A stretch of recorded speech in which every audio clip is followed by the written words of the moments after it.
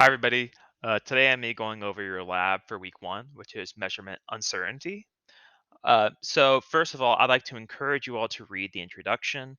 The introductions for each experiment are usually never more than a couple pages, and they will give you half the answers to the discussion questions if you read. So make sure to do that. But going on to the actual experiment, this week you have three parts. The first part, you're going to be measuring out an estimated 40 milliliters of water into several different pieces of glassware. And then after you've taken the measurement, you will pour it into a 50 milliliter graduated cylinder to confirm exactly how much you got. So the goal of this is not to be exactly at 40 mLs.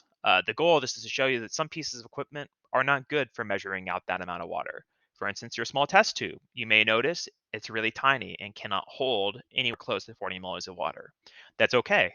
You're just going to pour in water one time, do your best to get it to 40 mLs, and then you will pour it into a graduated cylinder to confirm how much water you measured out. For the small test tube, you probably only got 5 mLs, and that's okay.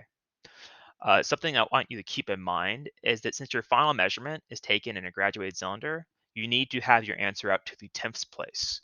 The reason for this is because your graduated cylinder has markings every 1 ml. And if you remember from my first lecture, anytime you do an analog reading, which is a non digital reading, you will record to the place that you are 100% certain on, and then you'll go one decimal place further. So in this case, since we are certain of the ones place, we go to the 10th place.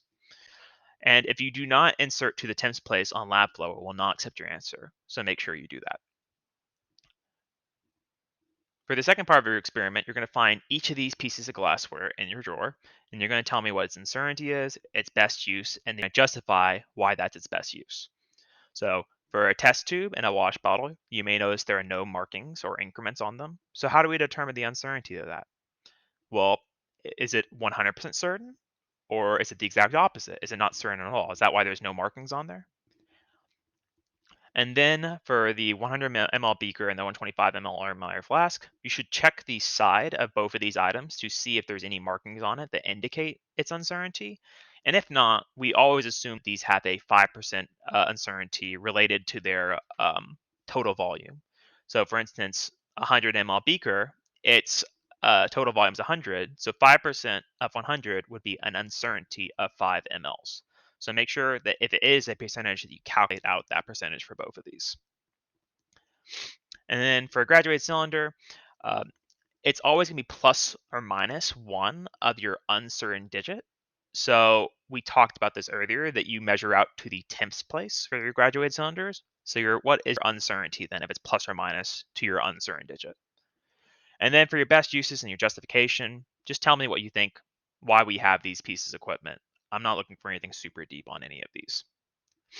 And the final part of your experiment, which is really easy to miss, is your masses, part three. So what you'll do is you're going to take 10 items out of your drawer and you're going to measure their masses on the analytical balance scale. And you're going to tell me what the uncertainty of the measurement is. So tell me what the uncertainty of each measurement is. You may find the uncertainty is the exact same for all 10 items, and that's okay. So let's go on to our data analysis. So part one of our data analysis is it asks us which estimated volume was most reproducible when transferred to the graduated cylinder. So tell me which one was closest to the 40 mLs.